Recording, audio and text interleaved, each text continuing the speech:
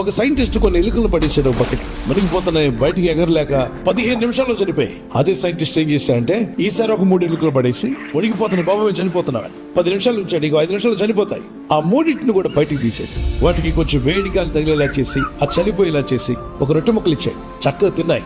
ఆ కాసేపు తర్వాత అమాంతంగా అందులో పడేసాడు. అప్పుడు ఆ ఎలుకలు అనుకుంటాయట, ఒక సారు వచ్చారు కదా, మనల్ని బయటికి తీశారుగా, ఆ సారు మళ్ళా వస్తారు, మళ్ళా మనకున్న చెల్లంత పోయేలాగా వేడి గాలి ఇసుకుంటారు, తర్వాత రొట్టెలు ఇస్తాడులే చెప్పి సారు వస్తాడులే అని 15 నిమిషాల్లో చనిపోయేవి అదే నీటిలో 2 రోజులు బతికాయి. 15 నిమిషాల్లో చనిపోవలసినవి ఏ ఆశతో బతకగలిగాయి?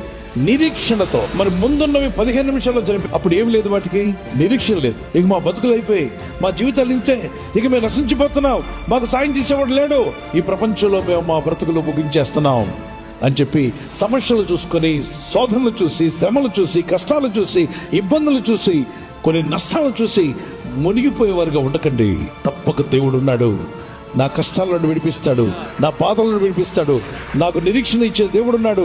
నా రోగాలను నేను జయిస్తాను, నా ఆర్థిక ఇబ్బందులు జయిస్తాను, నా పరిస్థితులు మారుతాయి, నేను తప్పక పైకి వస్తాను. నిరీక్షణ కలిగి ఉంటే దేవుని కనికరం చొప్పున నువ్వు చావవు కదా, నువ్వు పైకి వచ్చే రోజు వచ్చును గాక. నువ్వు